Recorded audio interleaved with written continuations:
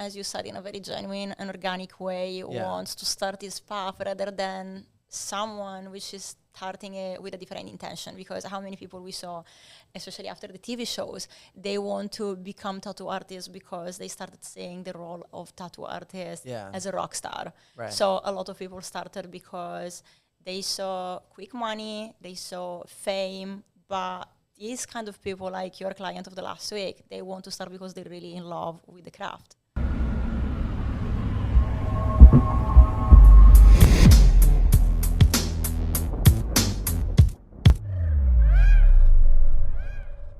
It has come to my attention that a lot of you come here, watch the content, and don't subscribe. And that fact has been proven by those around me with a number figure of 90%. What's going on? You come here every week, you watch, just hit subscribe. That's it. That's all we want. Don't be a dick. Just hit the button. Welcome to the Unemployable podcast. This morning I have with me two amazing guests, Diamante, tattoo artist, and much more.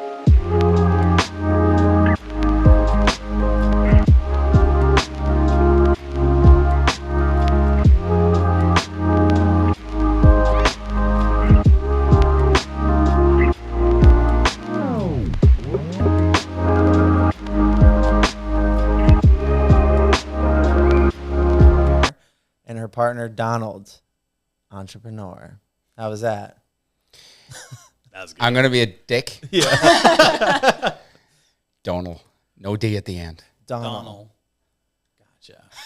Sorry from the top, dog. Sorry, dude. That's just my American accent. Dude. Sorry, it's Donald. 32 years. I'm completely fucking used to it. Yeah.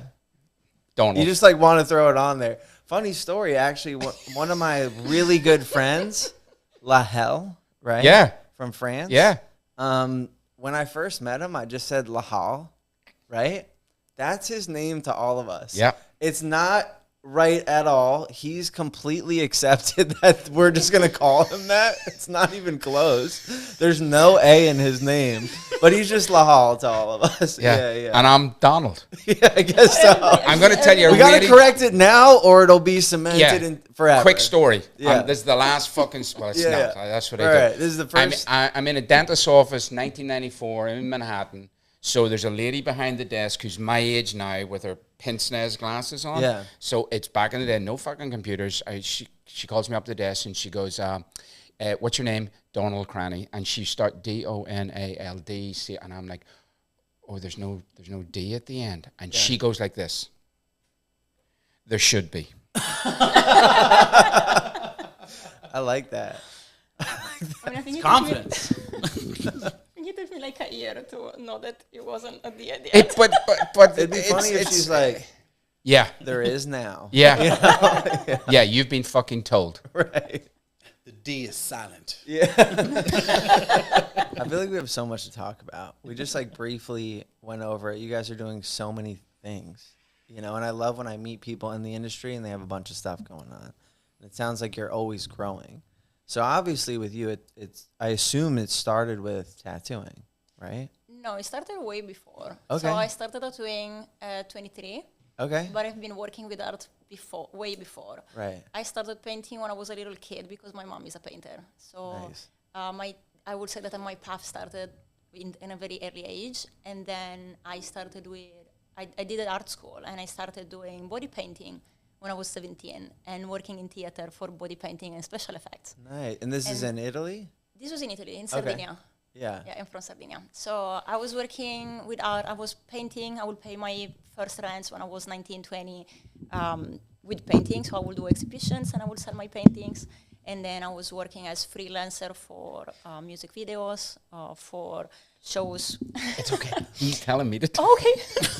Not me, that guy. And then I will do, live body painting shows for clubs or for artistic events. And then my first tattoo conventions were actually not as tattoo artist, but as performer. Oh, and then cool. for exhibit paintings. Then and this is how you were making a living at a young age? Nice. And then I was working in theater for about 5 years. And in the meantime, I started tattooing. Okay. Yeah. So were you like just kind of traveling, doing whatever? Was it all the time, or was it like more organized? Like I have this event this weekend. Does that make sense? Yes, it was more organized. Okay. I started traveling a lot actually right after I started tattooing. Okay. So before, I mean, I moved out of Sardinia when I was 19, 20. I lived for a year in London and I was still painting. And then I went back to Sardinia for a little bit and I was working in theater and doing all these events. And What then did you do in theater? I was doing special effects and makeup. Okay, cool. Uh-huh. And that like, did you think, hey, I might do this as a career for the rest of my life? So before tattooing, I was actually thinking to probably get into movies and do special effects for movies. Yeah. So that was the choice. That's why when I started tattooing, for probably a good year, I didn't know if it was going to become my career because I was already for a while into, body painting and makeup and special effects. And I had to choose if I wanted to continue with that, in which I was already good, and experienced, or if I wanted to start from scratch with tattooing. And then, we know how it went. Yeah. How did tattooing come into the picture? I started to get tattooed. Okay. And then the tattoo artist, which was tattooing me, offered like a couple of tattoo artists. They were like, why don't you try to tattoo? Because you're already very experienced in a bunch of different techniques and you might enjoy it. So then I was like, okay, let's give it a shot. And then what point were you like, okay, I'm going to be a tattoo artist? It just came natural, I would say. So I started doing a few tattoos, and because my name was already known there in Sardinia, a bunch of people will ask me to get tattooed. So I made my experience. And as I said, for 1 year, I wasn't sure about it. Yeah. But then I liked that I was challenging myself. It will give me a very different feeling to work on people in a different way. It was permanent. So it will give me in the beginning a kind of boost of adrenaline. Yeah, and then especially with like the makeup and all that, you're putting all this time and effort for it only to be like gone the next day, right? Yeah. Exactly. So it was very different, and I think I liked also the fact that I was learning something new, something very difficult, and especially because I couldn't get any apprenticeship, because even though in the beginning I was told, oh, you might enjoy it because you're already very talented doing a lot of other things. On the other hand, no one was willing to teach me because it was back in Sardinia 13 years ago, and I was a woman. Yeah. The industry was kind of sexist still back then. So just because of that, they're like, oh, you're a chick, I'm not apprenticing you? Yeah, so I was tattooing at home for a while. Then I will go and work in the tattoo shops and go and get tattoos in order to, watch and ask tips. So this was my kind of apprenticeship. Yeah. Just, like studying it on my skin. Sure. Mm-hmm.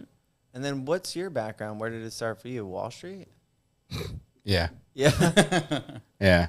Well, I grew up in Ireland. Yeah.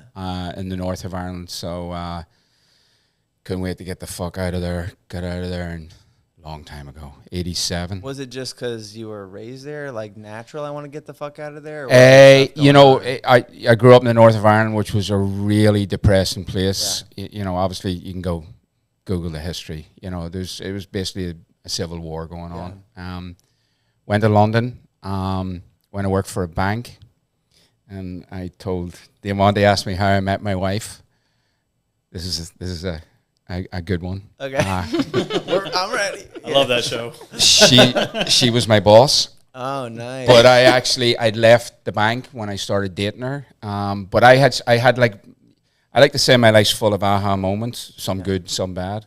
I walked onto the trading floor in the bank, and I'm like it was just crazy. And I'm like, this is in London? Yeah. Okay. I'm like, I can do this shit. This is what I need. And then I became.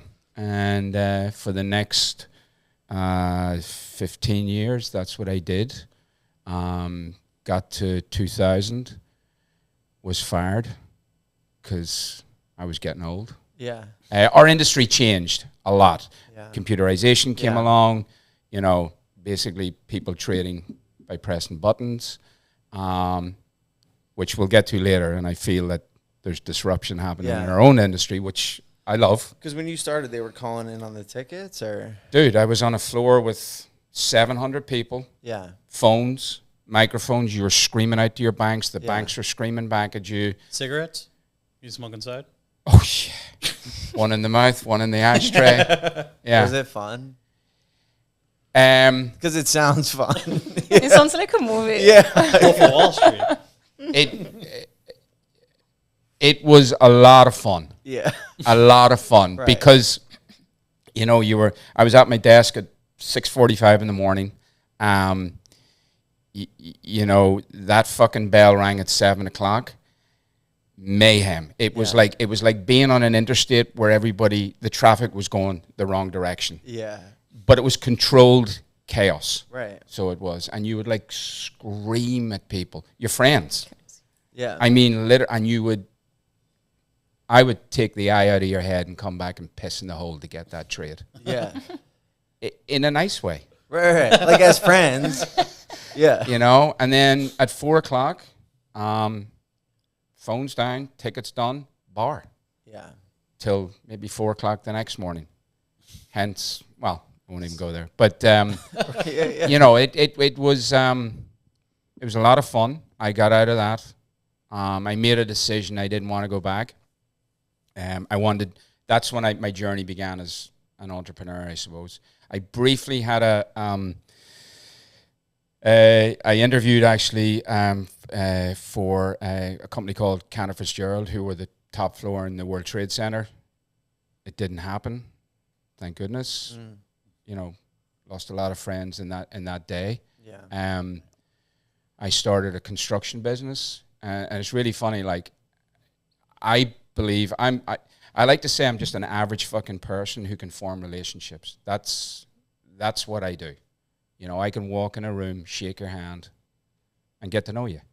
And if there's something that we can sort of like do together, we'll make it happen. You know, my construction business went down the toilet in 2009 after the crash, but because I was responsible for my business, I didn't run it well. Yeah. So pretty much lost everything, and I mean everything. Thank God my wife is still with me. So not everything. Didn't lose her. And then I've been getting tattooed from like the mid '90s. Yeah. The guy who tattooed my first sleeve, he said, "Hey, why don't you open another one of my shops?" And I'm like, "Yeah, that sounds like a fucking good idea." Yeah. I did it. I went to my first convention about a year later. Aha moment. Yeah. I'm like, what? This is fucking crazy. And then my journey began. I opened Inkology with my partner in 2015 with the concept of a guest artist tattoo studio. Yeah. I think it was like, I feel I was like an early adopter back then. It was something really cool. It's 10 years later, or 9.5 years later. The world's changed. I started diversifying after that. I did a lot of O1 visas. I like to say that I did my first one in 2012. I like to be, and I think you might appreciate this, John. If you tell me I can't do something, I'm going to fucking do it. Yeah. I might get burnt. Yeah. Sometimes it's like, you don't even want people to say that because you're like, oh, now I have to fucking do it. I don't even want to do it. Yeah. Now I have Totally to. like that. Yeah. Like, don't say. Yeah. I sort of... I never even thought about doing that. Yeah. Yeah. And now it's in my fucking brain. Right. You won't It's fly there. to the moon. Your boy's good. And I'm the sort of person... Was your wife supported when you told her about going to the tattoo industry? It was at a time when there was, my wife works in the financial world, hence that's why I met her. At that time, she worked for a big hedge fund, which had just imploded. Nothing implodes. It implodes for a fucking reason. Right. But we won't go there. And we were just sort of trying to manage getting back on our feet. Does she like tattoo?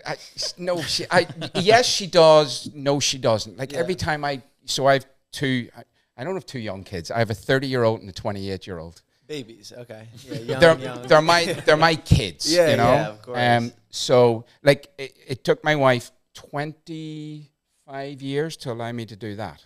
Right. So that gives you Your an hand idea. tattoos. Oh yes, Yeah, sorry, not sorry. hit her. Oh. Yeah, no, I'm just kidding. That's how close we are. Fuck me. Hand tattoos. Yeah. Took me this long. She doesn't have any tattoos, right? She has one. She has one. What does she have? A tramp stamp. Classic. Well, Flowers. you're gonna have one. Yeah. You know? Yeah. So every time I get tattooed, she'd be like, you know, Tara and Tiernan, they're going to want to get... And they have lots of tattoos. Yeah. Like actually, Diamante's tattooing my son's knees at the moment. Nice. So it's sort of... She's gotten to a point where it's just sort of who I am. It's who my kids are. It's, you know, she doesn't... It's not that she dislikes them. I think for a long time, she just struggled with, you know, especially my son. Like my son got his first tattoo when he was like 16, maybe something like that, and my daughter as well.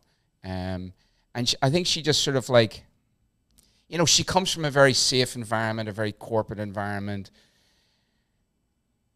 but she's definitely gotten used to it. Yeah. Gotten used to it. Yeah. So we're okay on that front. Right. And you know, I mean, so.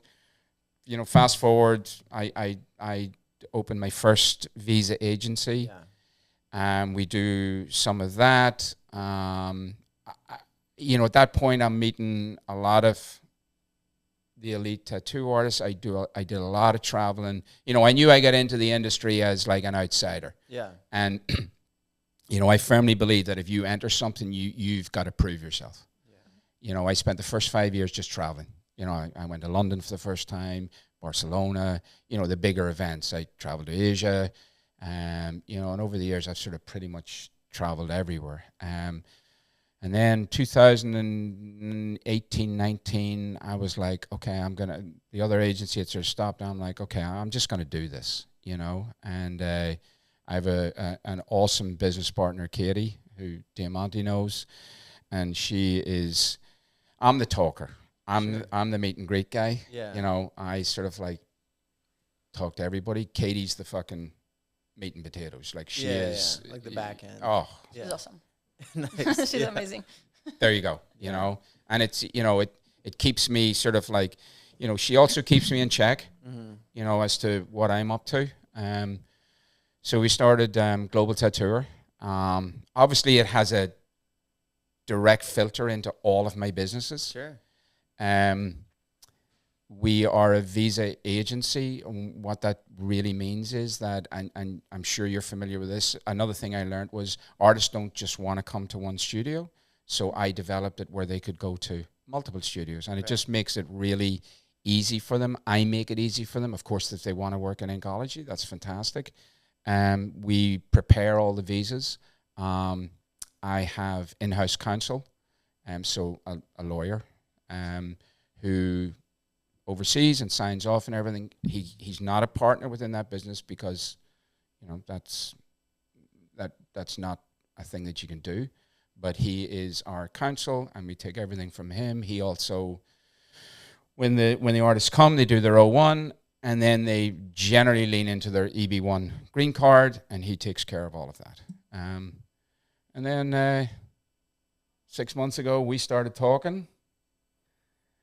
And I love her product. I was involved in another product in the tattoo industry, which was a cream, and quite a stress. No, I shouldn't say stressful. It was something I stopped doing, and I decided I had a little bit of PTSD from it, and I sort of said, like PTSD from products. Yeah.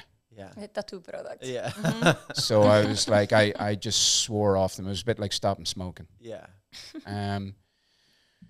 You know, but then Diamante obviously works in my studio in LA. You know, she's an amazing tattoo artist. She's an amazing business person. And she then, you know, she was like, hey, I'm going to stay in the US. And we talked about her product, which she will tell you a little bit more about minimal ethical tattoo supply, compostable plastics within the tattoo industry. And we sort of have a same ethos together, not trying to save the world, but doing our piece to just make it better. To create a positive impact. Yes. Mm-hmm. There's our mission statement. What's the mission statement? I said to create a positive impact. Nice. And when did that start? I had the first idea in, I would say 2018. I joined my friend Roberto Trupiano, the Island Tattoo Connection. It was a completely new event for the tattoo industry because it wasn't a tattoo convention. It was more a kind of charity event, which he funded completely in order to help the island, in this case Bali, for the plastic pollution. Yeah. So what he did was renting a resort and invited 70 tattoo artists to work there to raise money through tattooing and painting to donate for charity. And I was already very sensitive for the environment, and I was already doing my best, in my private life with not using much of disposable plastic and using eco-friendly products. And that in that event, I would say that I started noticing way more what all the plastic we use in the tattoo industry. Because, especially it's something that we use on a daily basis for covering all our surfaces and equipment, even just like the ink caps. We even found ink caps. I never told you this. We even found ink You're holding back from me? Come on, we're business partners. So while the event, we were doing some activities, even like a beach cleaning. And in the beach cleaning, we found plastic ink caps at the beach in Bali. And then I was like, right, this thing, you expect to find, plastic cutlery and drinks, everything, But then I was like, wow, that's so much tattoo trash there. Yeah. So then I was like, right, moment. Yeah, and then I was like, we work to create beauty, and we shouldn't forget this beauty connected to our planet. We do, especially how I live. Tattooing, it's especially creating a connection with the clients. And then I was like, I don't want to forget that connection with our planet. And I don't want to feel bad every day when I'm cleaning up my tattoo session after, being happy because I've been tattooing and I've been doing what I love that in the day. Then, my heart is painful because I'm cleaning up my session and I'm throwing so much trash, like plastic trash. So then I decided to create a line of biodegradable products.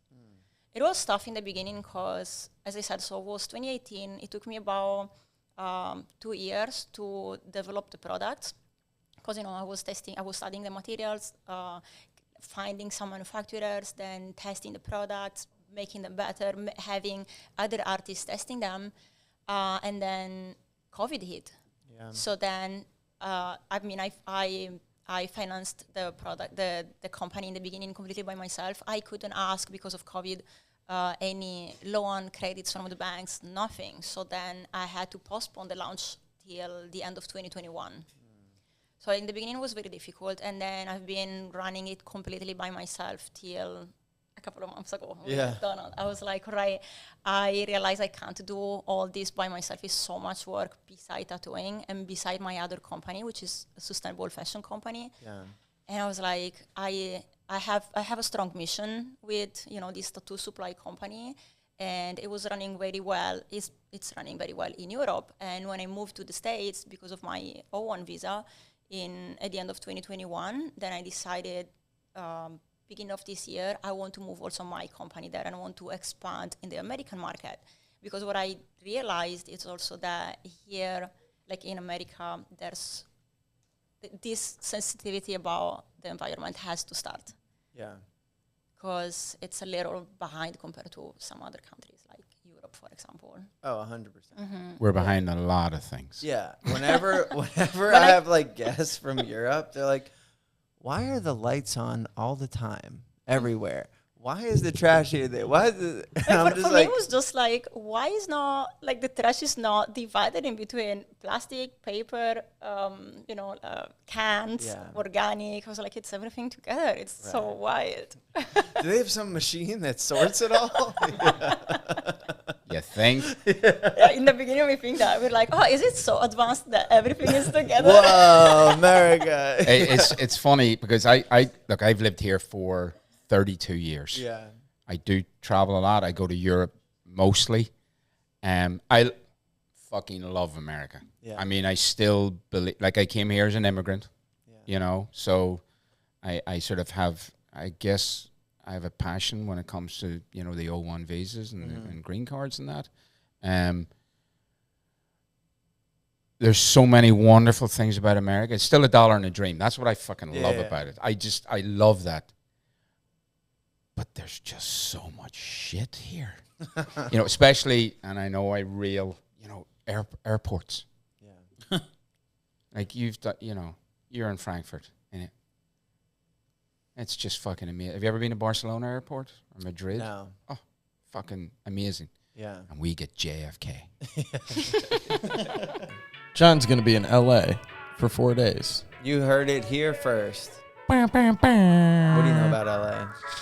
I know LA's got a lot of hoochie mamas, a lot of people that say What's your vato. favorite thing about LA? Probably the Mexican food. Have you been to LA?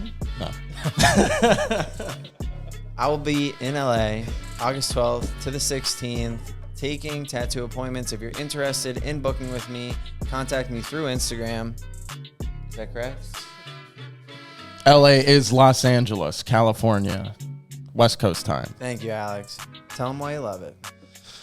I love LA because there's a whole bunch of people there that all they care about is money and titles. I love my fake friends. I love my fake plastic body. I love that people try to use me for exposure and notoriety. Yeah, that's a good one. Yeah, Which, by the way, I'm from there. I won't even go to that airport. I'm like, I'll do Newark. And you're It's on the fine. train going into JFK now, and they say, we're spending $19 billion on the refurbishment. And my brain, as always, goes, yeah, fucking about 15 years too late. Yeah. All right, I won't reel anymore. But you guys met due to the visa process. Is that correct or Yeah, no? correct. Well, we met, you know when we met? We met before? Yeah. Oh my, You don't even remember? like a goldfish memory. We met before my visa? I'm crushed. I'm so sorry. It's so embarrassing Thank you, John. for her. We met in London in 2019. I was getting tattooed. Yeah. It doesn't count. It doesn't But count. She was focused on the pain. So I remember it, She John. was trying to save the planet. I She was remember it. distracted. Yeah. You're with Felix, and he introduced us, and you're like, yeah, you're Donald. I'm like, yeah, I know exactly who you are. You're Diamante. Lovely to meet you. And she doesn't even remember. I have a short-term memory. No, but Hey, goldfish. that's it, baby. But then we 2020, like we sort of like knew each other, but 2021 was when, 2020 we started. Global was one of those things, and we all went through it, March 18th, 2020. I got tattooed by Samoan. I flew out to Ukraine. I came back, and Jeff was with me. I watched the fucking documentary on COVID, and I'm like, if this shit comes, it's going to be bad, Jeff. The world stopped, and I'm sitting at home, me, Butch, my dog, and my wife's doing her home base office in there. And I'm like, whoa, all my businesses are artist-facing, and they're physical. And I was like, what the fuck am I going to do? And, a few days later, I'm like, okay, Donald, do what you do. Start fucking writing shit down and, trying to make shit happen. And that's when Global became a thing. Yeah, it was one of your first artists. Well, there was you and Felix. Yeah.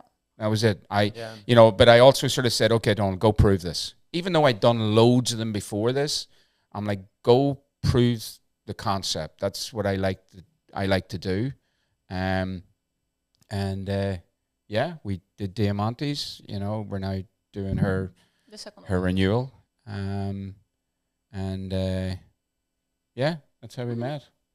And now we're business partners.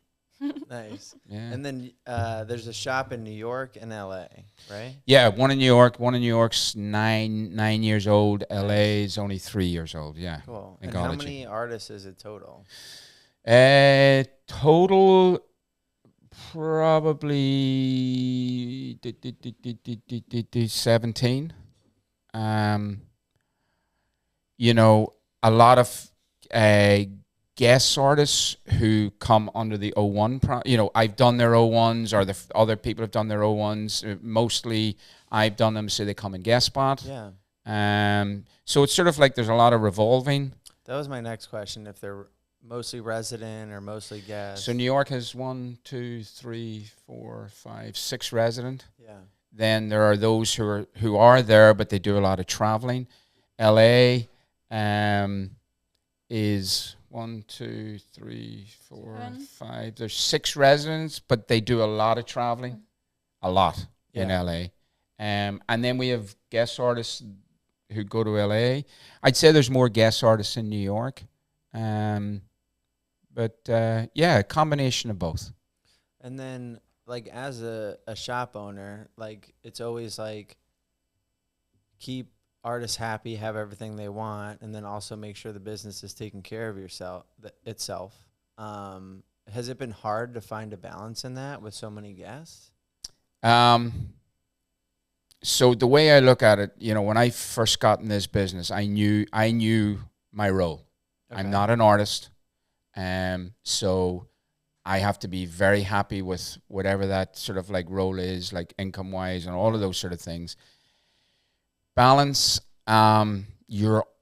it's like any business. You're always trying to book guest artists to come. You're always, when you travel next, it's hard to have a balance, and then there's some months where you don't have as many guest artists to fill the seats for those who are traveling. So then it becomes, okay, what way is my business looking from a cash flow point of view? So you're constantly sort of the juggle is on, and but I'm a big boy. I know what I know what I bought into. So it's like suck it up, don't sort of get on with it. There's sometimes I go off and I'm like, boo-hoo. Yeah. Because it can be tough. I mean, for me especially, like even being an artist, because we run a pretty transparent business here, and we have meetings usually once a month with everyone, every week. On Tuesdays, I have meetings with the medical staff. Every week on Thursdays, I have meeting with the tattoo managers. And it's just like, so you're running a corporation. Yeah. And it's like we do peer reviews, this whole thing, but it's like, hey, like I'll break down simple stuff. Like I understand you guys want to like redo the front. We had a bad month. We can't afford to redo the front. And like just breaking down like simple concepts, and just these are our goals. Like we have to do this together because it's not. Have you, dude? I'm fucking loving this. Okay. Yeah. Because of the world I come from. Right. Go ahead. I interrupted you. But before, like, I think when I first opened, I thought I had to, like, keep all that secret, or, like, I didn't know. I was 24 when we opened, and, I had no clue to run a business. Not that I fully understand now, but I've learned a lot of things, like, what not to do, right? It's the only way you learn. Yeah. And I didn't, so I just like, we brought everyone in, right? And it's no like secret what's happening or like what our goals are or where we're looking to go.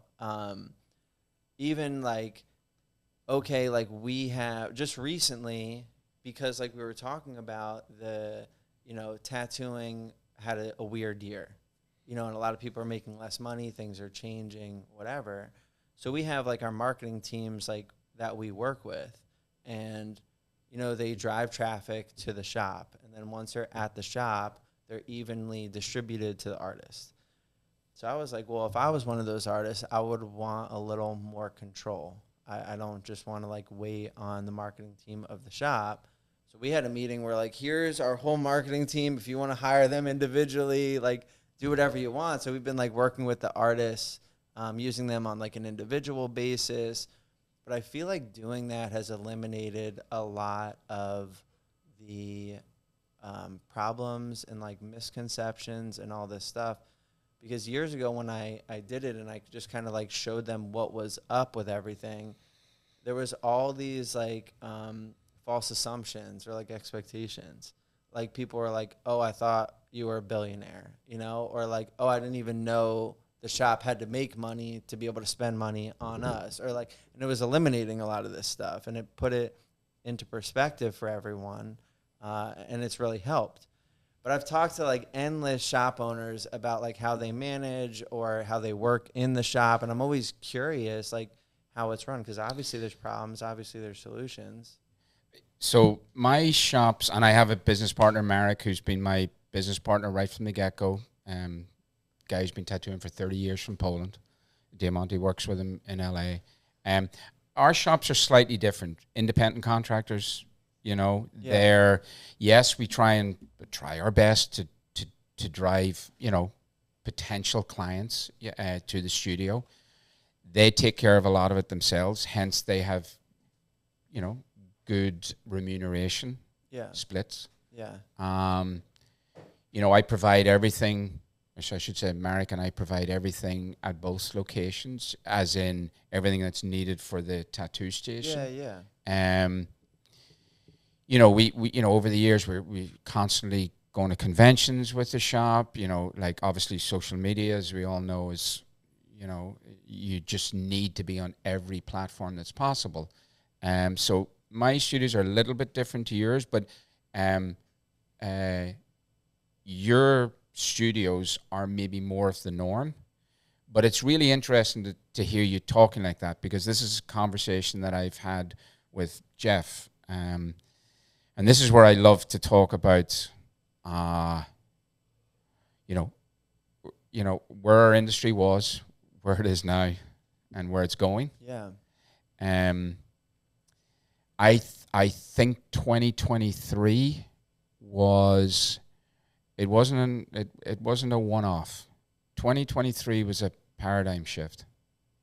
I believe, for a number of the reasons that we talked about, you know, COVID, money being printed, stay at home, and none of these are political thoughts or anything like that. I think we entered a really strange time, 2020 to 2023, and our industry, and you know this, in the last 15 years, our industry has, first of all, it's grown exponentially. Right. You know, we had a very aggressive year in 2019 where big money moved in, huge money moved in for all the right reasons. Yeah. Fuck that guy. Money. Who's that fucking guy? Well, it was bound to happen, right? Of course it was. Any growing industry, that's just what's going to happen. Yeah. Oh, you know, there's money over there. It happened in the hairdressing industry. It happened in the you know, aesthetics industry, you know, the microblading and, you know, all the waxing, you know, all of that, which I'm proud to say I now get waxed. Nice. Nose and ears. Yeah. Who'd have thunk? Anyway, I digress. So I think 2023 happened, and I think it's here. Right. And I think it's staying. A lot of people are calling it a correction. Do you think that's accurate? So every market corrects. Yeah. And it corrects for a number of reasons. The first thing is economic drivers. Right. That's why things correct. You know, that's why in 2000, the you know, from 98 to 2000, .com was the thing. You know, companies were being valued at like $1 billion and they had no sales. Right. And, you know, I learned economics in 1985. That doesn't fucking work. Right. You know, we had a situation, and I'm basing this just on the financial world. You know, 2008, we had a correction. Yeah. All those fuckers knew, though, from 2005 that was happening. Right. We had a correction. You know, it affected Europe probably much worse than it affected us, you know, austerity measures and all of those sort of things. You know, we had another correction during 2016 to 2020, and once again, not a political statement, but we had a fundamental shift. We had a fundamental shift in, I use my hands a lot, as you can see. Fundamental shift in world politics. Yeah. So the tattoo industry is no different. 1970, we had a shift away from, well, I shouldn't say this, post-World War II, they'll look back and go, wow, people started getting tattooed then. We had the end of World War II, servicemen coming home. You moved into the 60s, free love and power. You get all of that going on. Then you came into the 70s. In the 70s, maybe not so much in America, but in the UK and Europe, was a dark fucking time. Dark time. Hence, punk rock came along. Shift. The 80s, a lot of amazing tattooers came along. Then the 90s came along and tattooers started traveling. You'll hear Joe Capobianco talk about it, Mike Rubendahl, those guys. 2002, 2003, TV. And like it or not, TV changed our industry. Yeah, It wasn't a correction, right? But it was a paradigm shift. Right. Well, it brought a whole new audience. Right? Absolutely. And, in that period of time, you walked down Madison Avenue and you saw, I always like to say, you saw David Beckham and you saw LeBron. Yeah. And people, this is me looking like as a tattoo person, but people looked at that. They didn't see tattoos. They saw two extremely successful people. Mm-hmm. They just saw past the tattoos. Ink Master comes along, another new audience. Miami Ink. Well, you had Miami Ink, you had New York Ink, you had Worcester Street Social Club, you had Miami, you had LA Ink. Right. Bunch of stuff happening in Europe. And then that's when the corporations. When you saw this, as a tattooer coming out on TV, what did you think? I don't know what I think. It's very far from how I feel the tattooing experience, So right. I saw it as a show, right? It's kind of like which by the way, it is. Yeah, it is entertainment. Yeah, right.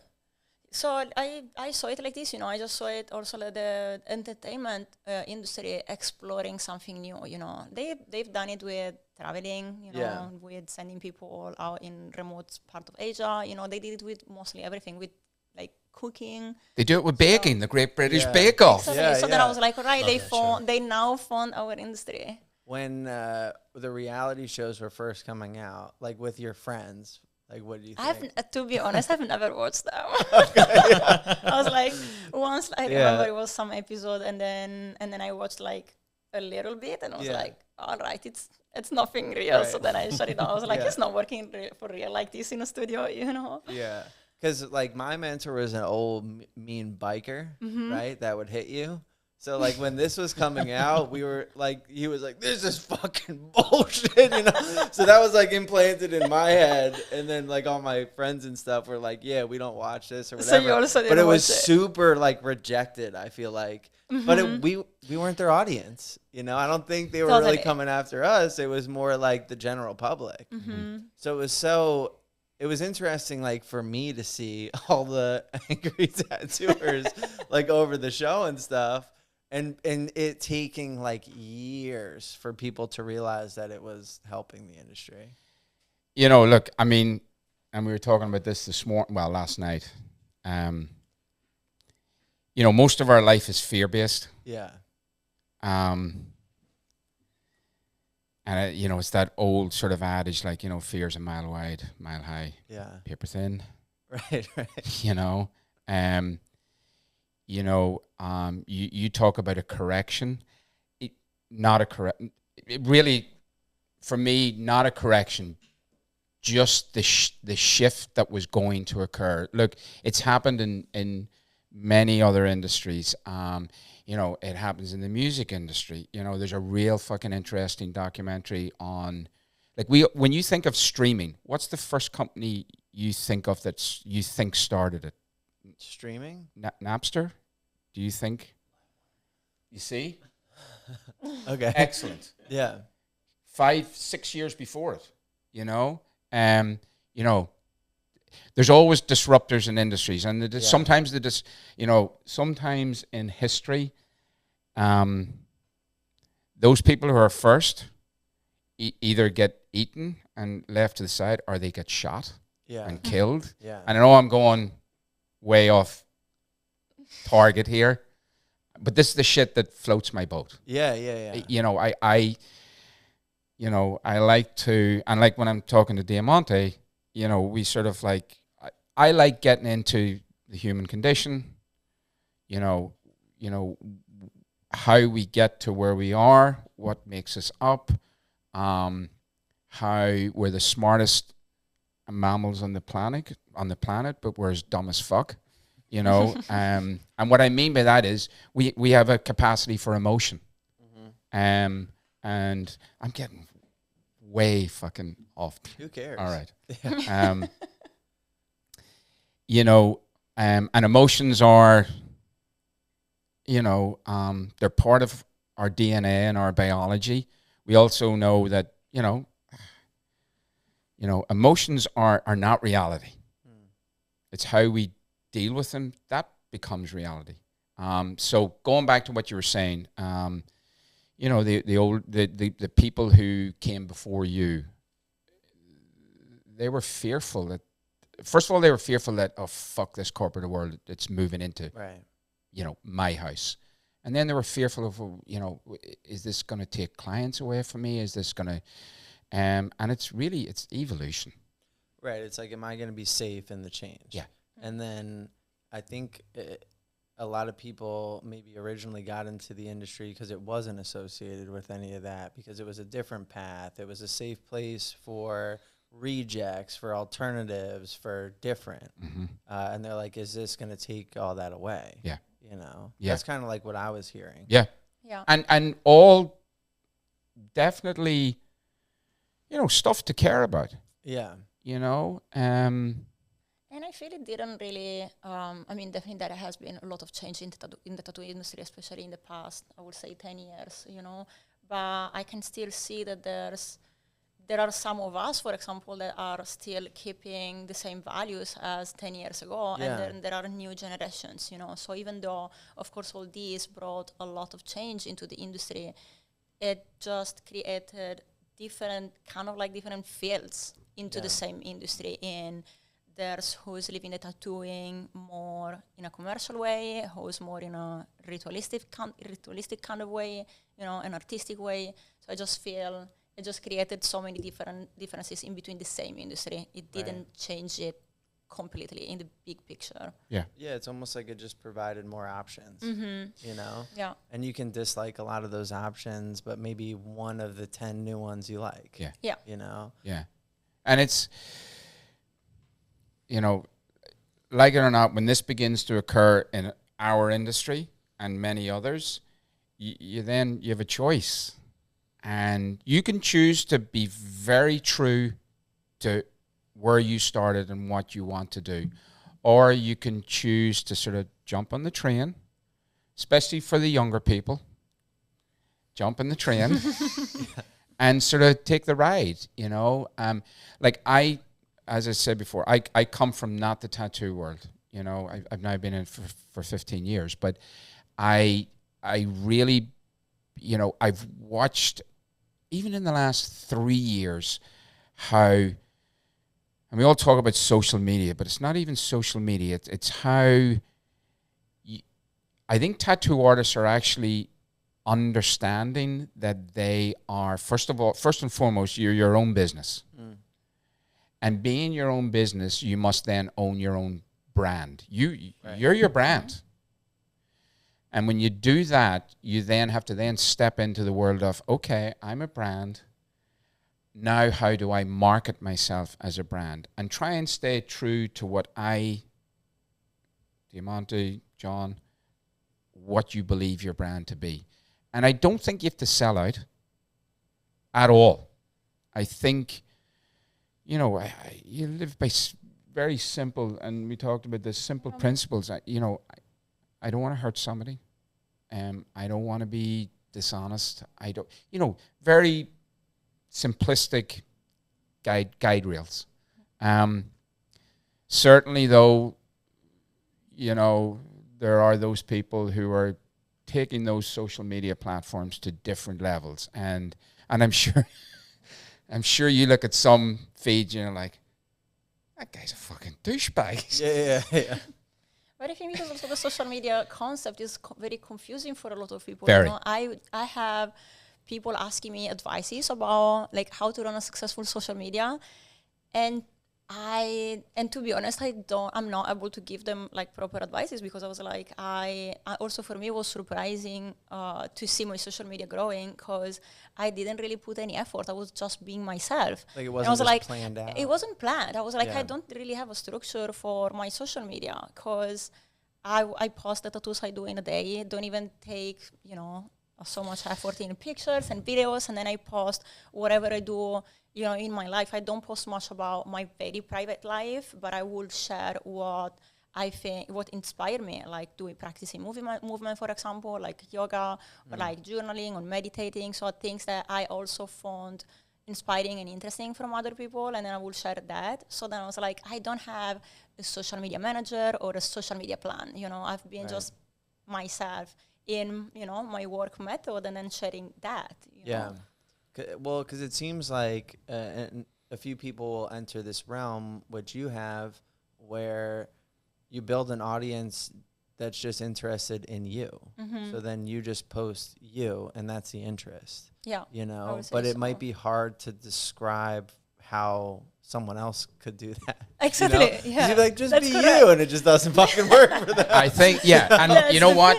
I mean, if somebody, it's not just be you. This is me being me, which we'll get to this whole dynamic now. Yeah. I mean, this is part of the paradigm shift that you're doing here right now. But with Diamante, okay, I'm older. I can say this shit. I'm curious. I'm like, so, and she'll tell you, in a year and a half in America, her social media is, she's 100,000 new followers. We are what we are, and it was actually my son talked to me about this 10 years ago, Tiernan. Mm-hmm. And he's like, there's that human beings love to see a train wreck. Now that's not you, but we are voyeurs. We want to feel you're attainable. It's why people go to concerts. It's why people go to magic shows. It's why people go to comedy shows. We want that. I don't know if it's that Andy Warhol 15 minutes of fame, because we're not famous, but we want to feel like, what do they call them? The now I'm taking a brain fart. Swifties. They're part of the tribe. Diamante comes here, you always see her cats, you see them rolling around. She tells me she's trains them. We've had conversations about that. And she just does her fucking thing. Yeah. And people are like, oh, it's Diamante doing her, or you're like. I have people now saying that they watch my stories every day because they can't wait to see my cats. You see? And for me, the cat people. And for me, I was like, is it too much if I post my cats? And I was like, I mean, it's what I like to watch every day. It's who you are. Exactly. So I will post them in stories, and then sometimes I will be like, I mean, I don't, as I said, I post probably 10% of my life, but sometimes I'm like, I like this video I posted doing handstands. Or so she has yoga. Organic growth, then, which we would all love. Right. And I do have also people that are like, oh, you should post more often, what you do during the day, because like you practice movement every day or whatever. And I'm like, to be honest, I post when I remember to post or when I feel like sharing, because I do, of course, like I live my life and a very busy life every day, but I don't feel every day like sharing. So I share when I also feel like interacting with my audience. Sure.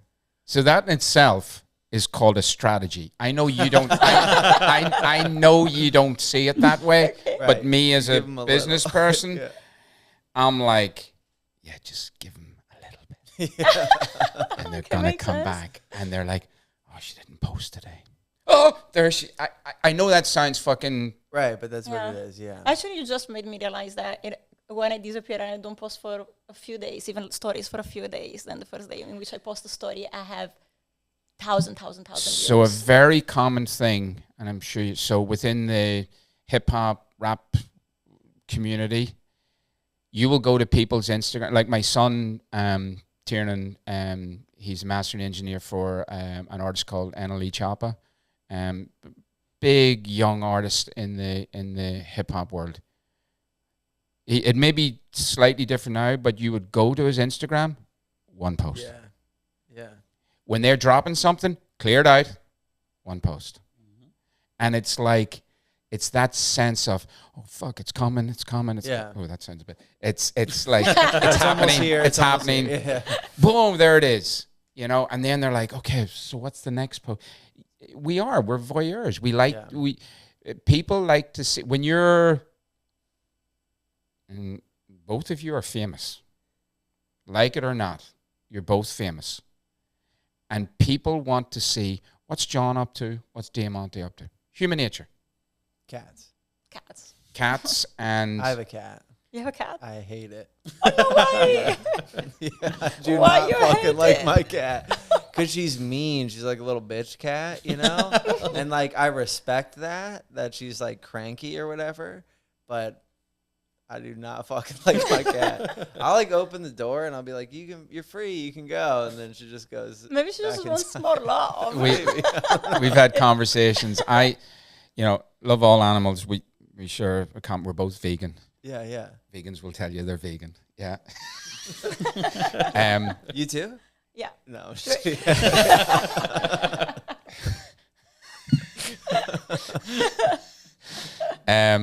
Cats are not my favorite. I'm totally allergic to them. Good reason. Yeah. And, Diamante, and her cats are definitely, I haven't met them. Are very different. Like she talks about training them. They Yeah. definitely, that breed is different, Yeah. but and then also I think do you remember the Netflix documentary, like Don't Fuck with Cats? Yeah. Yes, I remember. You like that one? Yeah. I don't know if I liked it. Yeah. Right. It's certainly, thought-provoking. Yeah. But I also think that we always look at cats in a very different way. Like people, for example, we have the conception that we can train a dog, and we never think we can train a cat. And we don't train cats just because we think that we can't train them. But for example, I trained my cats. They do all the dog's tricks. What do Like they respond to the commands. So they sit, they stand up, they spin, they jump into the wheel, they run in the wheel. They use the bathroom, they wipe, they flush. Right, They do your give me the taxes. high five. Yeah. High so- five? Yeah. Okay. Yeah. And that was only the second trick they learned in like a day, not even, Right. So they're very smart. I mean, my friends are telling me that I'm creating two monsters and they will start speaking. So. Right. But it's true, they're so intelligent. Like now, for example, they understand always when I'm leaving home. So when I'm approaching to the entrance door, they run into the wheel to keep me there because they know that when they run in the wheel, I don't go out immediately and I stop a little bit with them. Okay, So yeah. they're very smart. Maybe your cat needs to go and spend 30 days with. I can train your Yeah. cat. To camp. Yeah. Wow, this is going so well. You could actually Send keep it her to the another summer month. camp.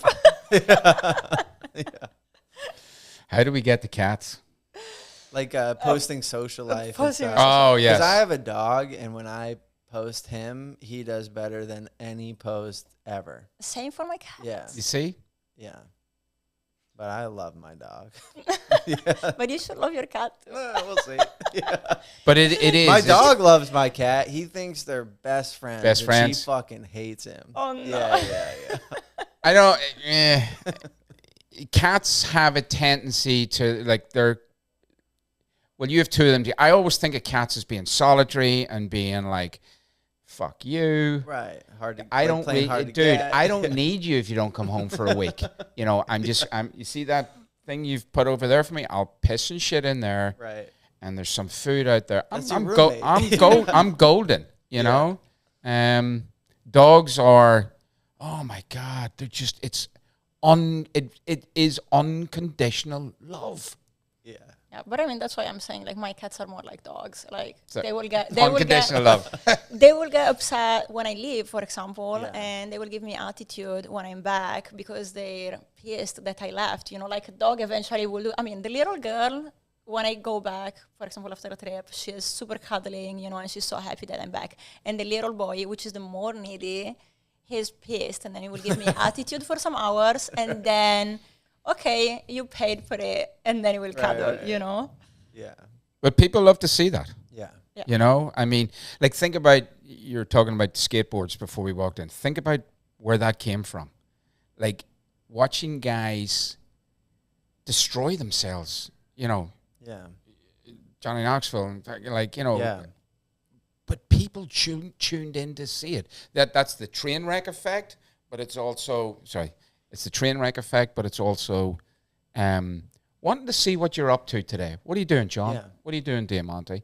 You know, and it happens for, you know, lots of artists. So When it it does. was something you could never do, you could never look into people more. Yeah. You know, it was like, oh, maybe I'll see him in a movie and an interview, and that's Yeah. it.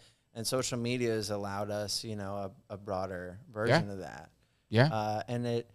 But it is tough. It's like, how do you give advice to people? How do you tell people like what they can do to improve their social media presence?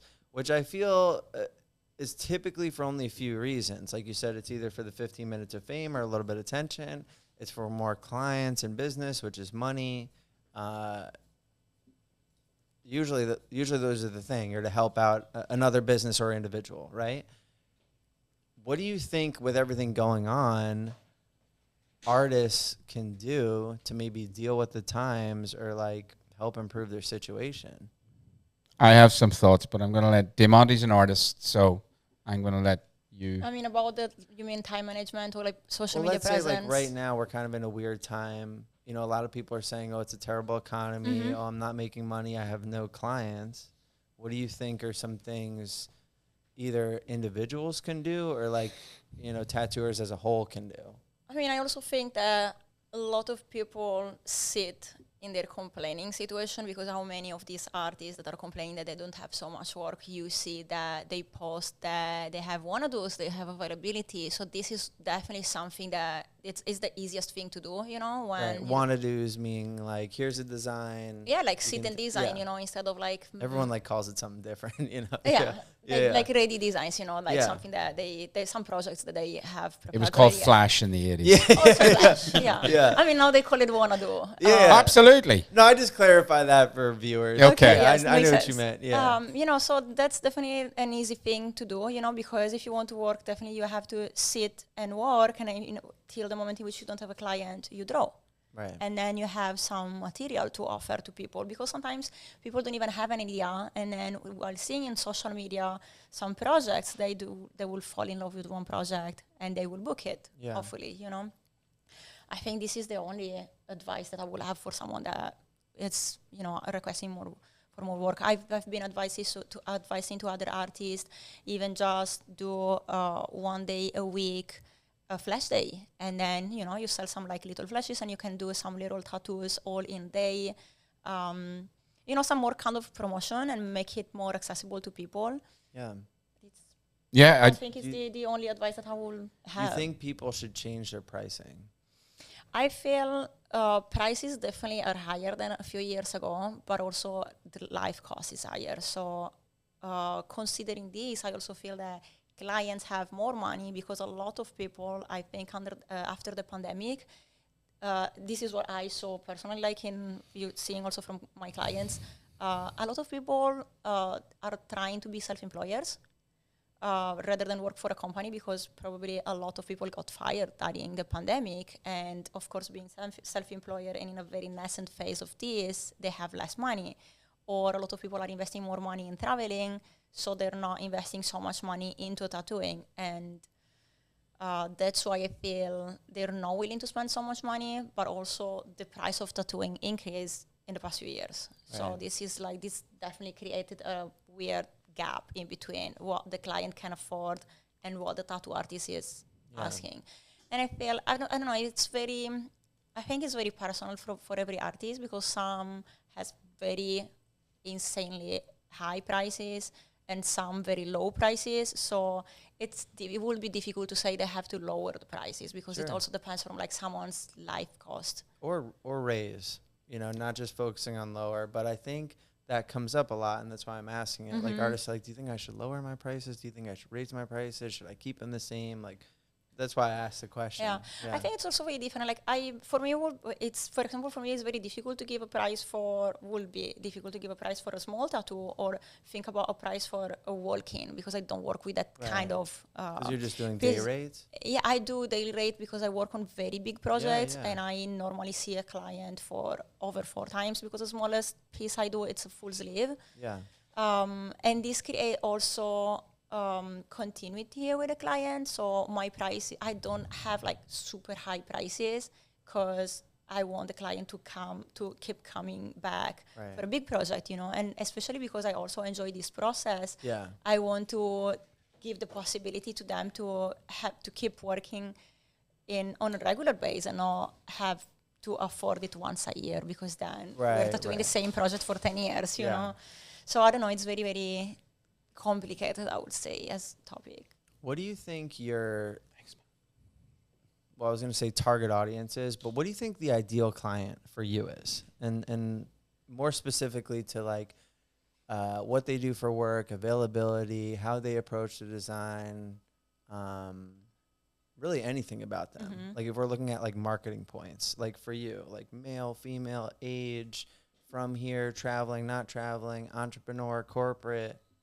So I've been having definitely a lot of clients traveling from out of town because I moved to LA like not even 3 years ago. But I've been always having clients reaching me, like coming to me from all over the world because while in the beginning of my career I used to travel a lot and I was doing a lot of guest spots and tattoo conventions. When you travel a lot, people know that at some point you will probably be there and they wait for you. And then I educated my clients to travel to get tattooed, So I was living in Berlin for many years and then now in LA. And I do still have people asking me, hey, when are you coming to Italy to tattoo? And I haven't been working in Italy since 2015. Right. So definitely traveling clients. I'm also creating a nice solid base in LA with local clients. They come from any kind of industry because I have people in investments and doctors and then young people, artists, musicians. So I would say that range is very different. But I would say that I attract mostly the same kind of people, more like people connected with their spirituality, for example, or they're very connected with art because what they are coming to get is mostly like a bodysuit or a big piece to adorn the body. So probably that target a specific kind of people, like a kind of clientele. And then age, I don't know, from 20 till 60. Yeah. So it's very wide. No, it's funny you say that because I've kind of noticed for myself, age doesn't really matter. It's not as much of a factor. Yeah. Only if I want to get better skin, it becomes a factor, right? You go for younger people. Totally. But it is very like mindset. And I don't know if a lot of people think about this. Like, what is my ideal client and can I target those clients specifically? And like, can I do that through advertising? Can I do it through booking? Saying no to this, yes to this. Like, can I start to target this type of client so that my experience as an artist is good every time? Like if I think of, in the last month or two, my favorite clients, for me, what are they? Honestly, they're usually like around 30 years old. For me, they're usually males. They're usually entrepreneurs. They usually make fast money. They're fun. They don't really take life serious. And with the entrepreneur business owner, their schedule's completely open. They can come in on a Tuesday or Friday, whatever. And I'll start to think about these things. And it's like we always have fun. And then because they're an entrepreneur, they have a network of other entrepreneurs. So then I tattoo all their friends. They never care about price. They don't give a shit about the design. They just want to laugh and play all day. For me, that's perfect. I would say I have a very similar experience because a lot of the people that are coming to get tattooed from me are looking for the experience more than the design. Of course, like they're getting a nice and important design, but usually my booking request is do what you want. Yes, and yes. like they send me of course some reference in between my works, but they don't care about the design. Also, I don't send designs before. I work freehand, so they also know that they're not seeing any design before. Right. Like we're creating it together during the tattoo session, and what I get in return, it's all people that are saying that the experience is amazing. They fall in love with the experience so much that they want to come back. Right. And they keep, and when we finish one project, let's say we're about to finish one leg, and they're like, right, I want to start already booking for my back or for the other leg or for a sleeve. So I would say it's mostly this, is having fun, creating a connection. Right. It's an experiential. It's an experience. Yeah. Yeah.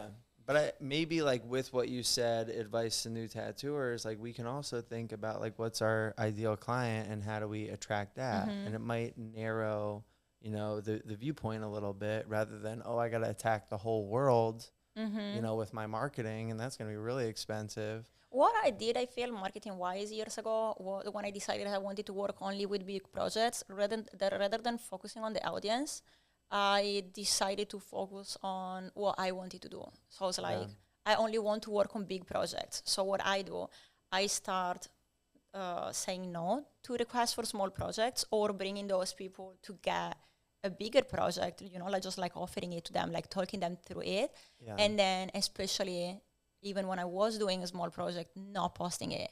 Yes. So I will only show as a marketing strategy, as we said, I only show what I want to do because people ask you what they see. So if I want to do more flowers, I will be posting in my social media more flowers and not so many tribal tattoos, for example. And then people will ask me a lot of flowers. If I want to change, and this I do it time to time, when I want to bring more work on a specific direction, I start not posting the different things I'm doing and then bringing it more towards that direction. I only post that, so people only ask that.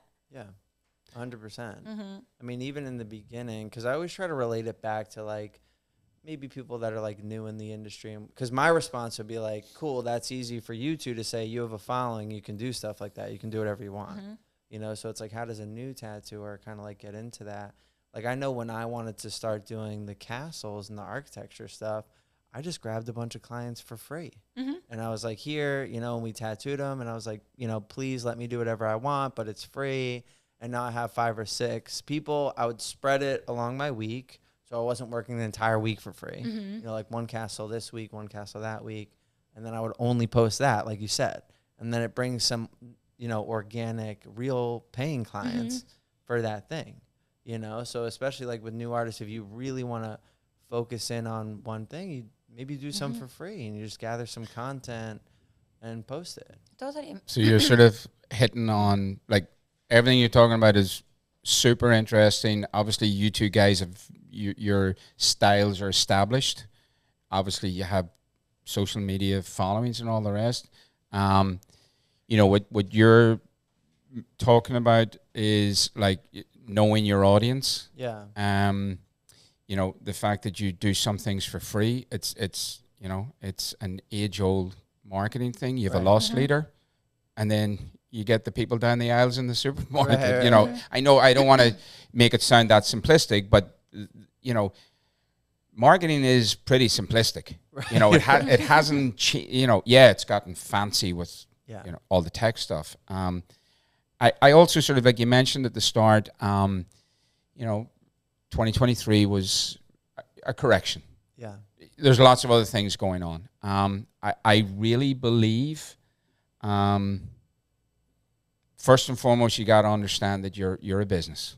I know I've said it before. You're a brand. In doing so, you got to engage. I think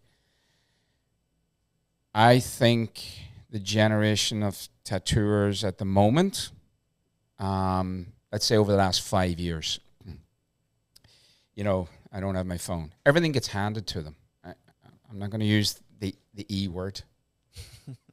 Not ecstasy. Entitled. Ecstasy, you say? Yes. Yeah. Let's talk about no, I can't. I won't. So I think for me, I watch younger artists and I watch how they interact because that's what I've done all my life. and I see limited interaction. And I see, and what I mean by that is, they've spent a lot of time not being out in the world. Maybe I'm oversimplifying this. I don't want to say they're all playing video games in the fucking basement. No, that's not it. But our communication skills have diminished because they're all over this device. Right. So, you have to remember that the most important person that day is your client. Right. If you lose sight of that, well, then you're struggling to find the next client.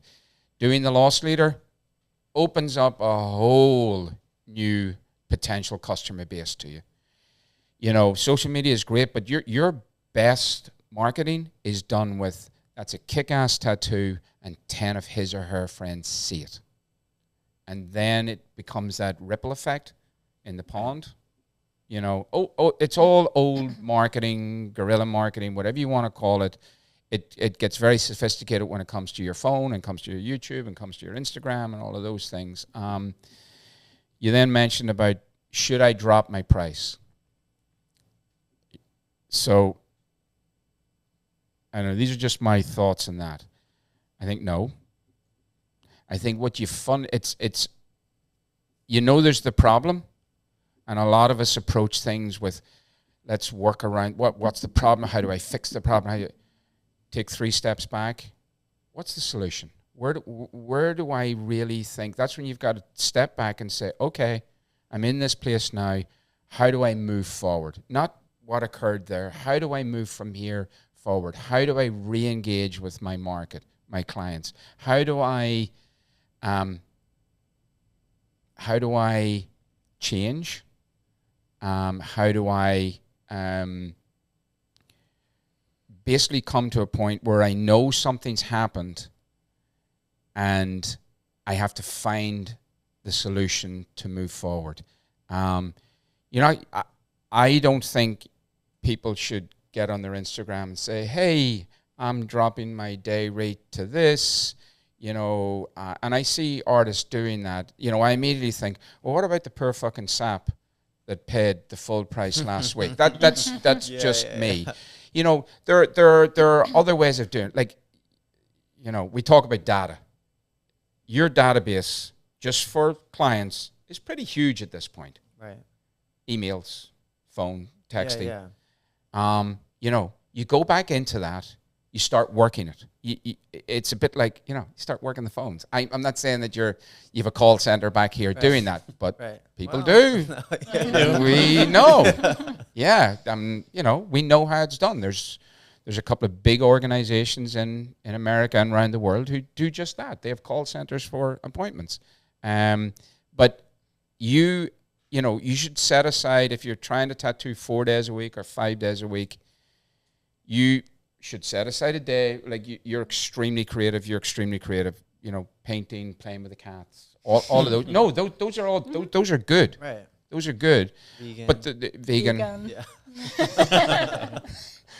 Yeah. See, I can laugh at myself. Yeah, it's fun.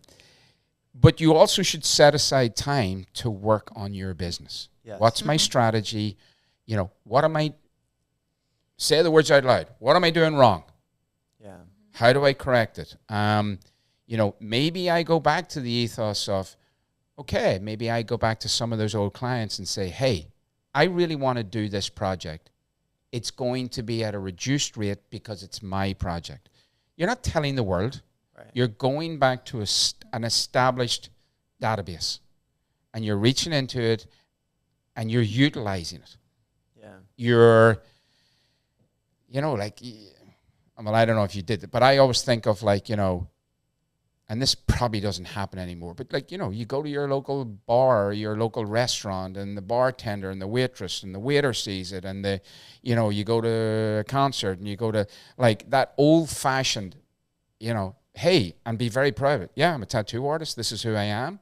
Hey, check out my IG. And I know that sounds like, what the fuck's he talking about? Marketing hasn't changed. We just do it in a more, not even effective, we do it in a more technologically based way. I really believe, and you know, thank God conventions have come back again. You know, which I think is a good thing. I don't think it is a good. I own two. You know,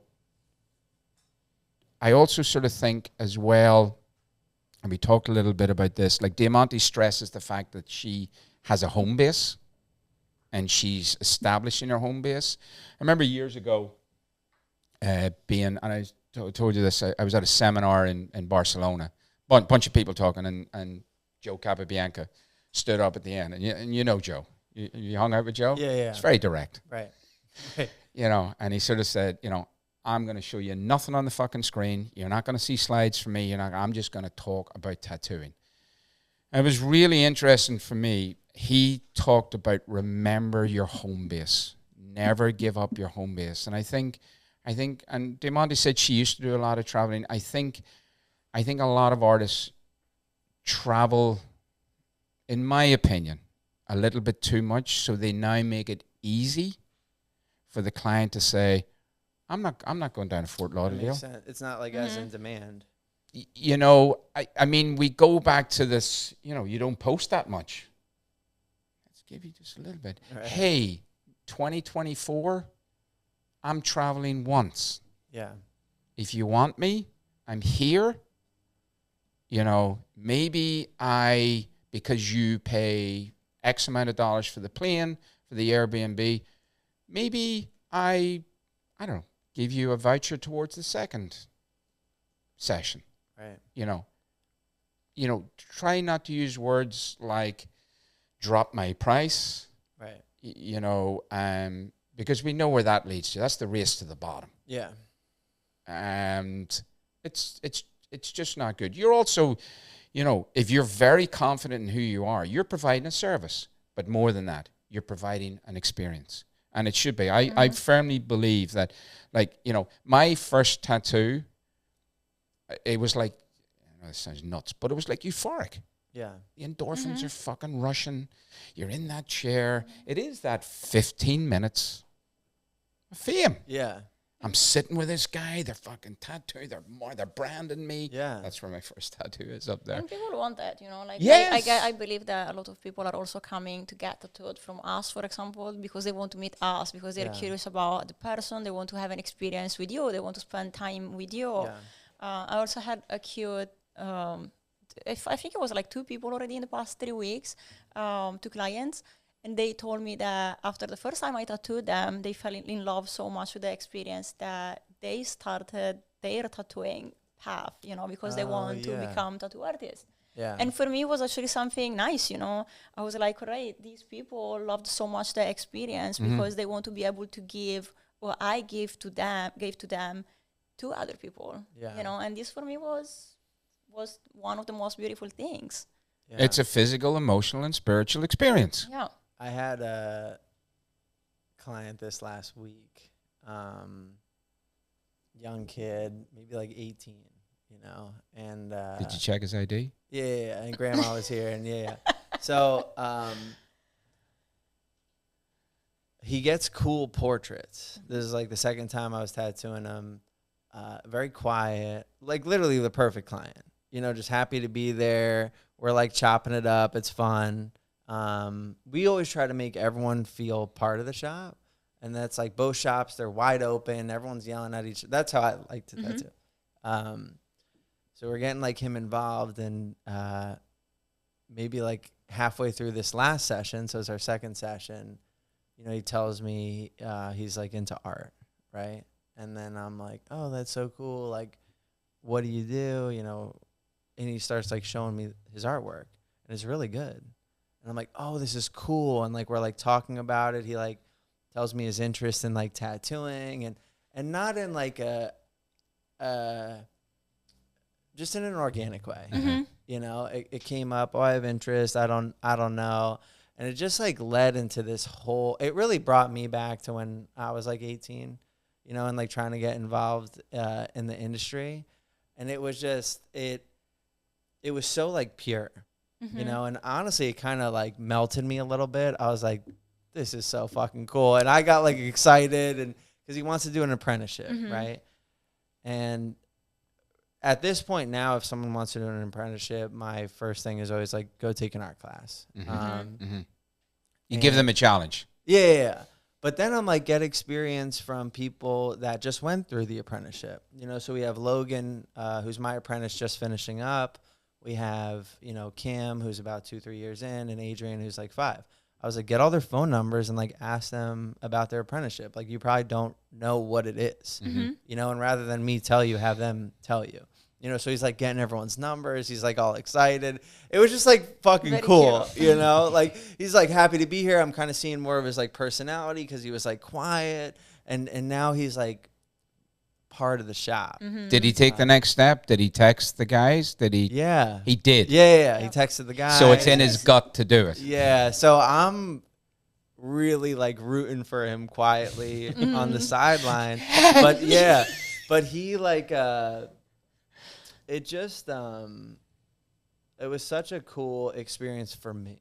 I think it's cool because you see someone, as you said, in a very genuine and organic way, wants to start his path rather than someone which is starting with a different intention. Because how many people we saw, especially after the TV shows, they want to become tattoo artists because they started seeing the role of tattoo artist as a rock star. Right. So a lot of people started because they saw quick money, they saw fame, but these kind of people, like your client of the last week, they want to start because they're really in love with the craft. Yeah, I think these. You just said something there. Sorry to interrupt, John. That I think from about 2020, I believe that there are people who've come into our industry that see quick money. Yeah, 100%. And I've never made quick fucking money in my life. I've lost quick money. Yeah. You know, you gotta fucking work hard. I always said to these, like when I would, meet these people, I always said that eventually the money will come after, but it doesn't have to be your first goal because that's a consequence. But you need to be focused on a bigger goal.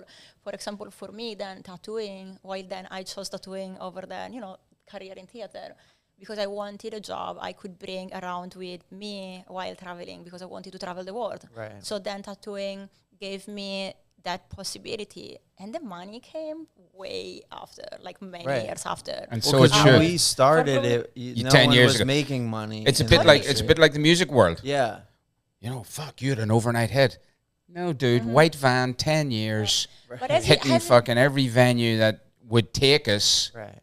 As John said way earlier in this conversation, which was very interesting, he said people think that you're a billionaire because you have some businesses. And this is what people see from outside, even just for a tattoo artist. They're like, oh, every day they earn this amount of money. Right. And they don't think that our living cost is higher because we are self-employers, because we have to pay a lot of stuff. And when you have a company or multiple companies, you're investing all your money there. Right. Because especially for us that we are very young, everything is a kind of startup. And all the first years in a startup, you are putting money in. You are not immediately seeing the revenue of that. And also for me, people think I'm, loaded with money because I'm a tattoo artist and I have 2 businesses. And the reality is that I'm investing all my tattoo money into my other 2 businesses. Yeah, I have 6 of them. Businesses.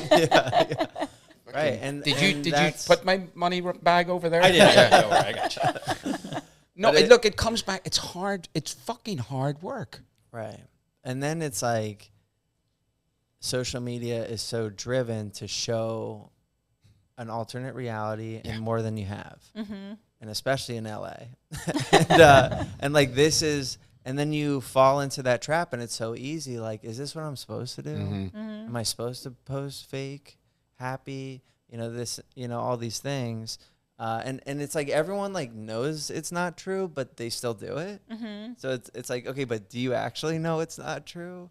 Are we really only, but then it's like, what, am I going to post all the negative, sad things? And it's like, what's the balance? Yeah. I mean, my cats are very happy. It's not happy. I don't know if there is a balance. Right. It's the treadmill There's which not. the cats use. It's the treadmill which we use. Right. It's also that altered sense of reality. which, once again, the phone does for you. It's like funny. I go to see a lot of music. Okay. All right. And I'm going home to see AC/DC. Right. In August. I also have Angus tattooed on my side of my leg. It's my thing. Music was what I first fucking get. I'm 5 years old and I'm listening to Otis Redding. I'm listening to, like, that's how old I am. But it's sort of my thing. And, you know, I love going to concerts. I try not to go to the big ones. I love going to smaller venues, you know, in New York, like Irving Plaza, you know, Mercury Lounge, stuff like that. So I go to concerts now, and yes, I'm get a little bit irritable. At the concert? Yeah, so I sort of have to say, at bigger concerts, I have to say to myself, okay, Donald, this is not about fucking you. You're going to concentrate in the show. It doesn't matter who's doing what around you, but you know, the talking, the cameras, the filming, the fucking mosh pit. That's where the fun happens. Like, you know, I was a punk rocker in the mid-70s. I was a punk rocker. You know, that's my whole sort of like, that was my another aha moment. You know, I lived in the north of Ireland. There was fuck all to do, and there was a bunch of us who get together at the weekends, and we sort of, I don't even want to say we played in bands. We didn't. We fucking just tried. But it's where I started going to, like, you know, bands like in Ireland, like Stiff Little Fingers, you know, the Buzzcocks, Susie and the Banshees. I know you probably don't know any of the... Oh, thank you. That's fantastic. Okay. You know, I saw The Clash in 78 when I was 14 years old. You know, that's my fucking... I live and breathe that. You know, my music information in here is fucking useless, but there's so much of it, which is sort of why when I get into the tattoo world, I loved it so much. When I like things, I consume. There's a bad side to that. Listen, I'm right there with you. And you know, you go to concerts and it's like, oh, selfies and oh, Johnny's there and fucking, and I'm like, it's the fucking music, man. Right, am I at a concert? Yeah. Like it could be one of your fucking skits, like. But I have to remember that that's their lives. Yeah. You know, don't just get on with watching the band, enjoy it, or the performer, whatever it is, you know. And it's. I went when I go to LA. My son lives out there, and I like to go to see like a show. Last week we went to see Slash. He played with his blues band, fucking amazing. A few weeks before that, I went to see John Mulaney. So they're coming in. We're walking in, and it's a no phone show. Sure. And so the first time that ever happened to me was at a Jack White concert. Yeah, I was literally about to say Jack White doesn't let you. Okay. Yeah. So I can tell you some stories there. I can. You know, in the pouch, and I'm like, great. That was my immediate fucking, I'm like, no asshole is going to stand up in front of me, take photographs, take the selfies. Like this, you can't see. You know, they're not going to interrupt my perfect world. Right. Which is quite a selfish fucking way to go through life. But it made sense to me. But there were people like, oh, I can't use my phone. And I'm like, that's why I love planes so much. I put it on airplane mode. They're like, John, it's free Wi-Fi. I'm like, not for me. I'm busy gonna bother this plane. That's why I love planes. No phones, dude. Well, I'm gonna go see more people and put it in the bag and fucking enjoy. I'm opposite to so. John is always in a fucking show, dude. I can never reach him. I was saying to Donald that the trip to come here, I was sitting in between two teenagers, and I mean, I'm like you know, no phone on the plane. And and one of these girls, for legit 5 hours of flight, she was taking shit tons of selfies. Was she? Yeah. You hit her? Especially like the first 15 minutes, she probably should, I don't know, 27 selfies. She didn't mean to smash the phone in her face. Right. It happened organically. And you know, like I watched 2 movies because I was like, I never have so much time normally. I like to watch movies, and then on the plane I'm like, I watched 2 movies. So I was like, you know, excited and watching my movies, and then this girl next to me with the phone. I could talk to you guys forever. This is amazing to be able to sit down with you. Thank you guys for coming in, and thanks for joining us on the Unemployable podcast. Au revoir. Let's do it. It is the news some of you have been waiting for. I'm going back to France. I'll be in Bordeaux, France, September 14th to the 20th, taking tattoo appointments. If you're interested in booking with me, contact me through Instagram. Hit them with some French. Au revoir, arrivederci, como se dice, comme garçon. Oui, oui. Bonjour. Armoire. Croissant. Fiance. Lamborghini. Niche. I will see you there. Au revoir. Are you tired of using ink bottles that are spelled correctly? Do you find yourself texting during ad reads for companies? Well, I do, and that's why I use Allegory Black. Are you tired of your black arms looking blue? Do you suck at tattooing and you want to get better? Use Allegory Black. Allegory has normal black and ultra black. Just when you thought it couldn't get any darker, they put out ultra black. Use Allegory ink. It's the best ink on the planet.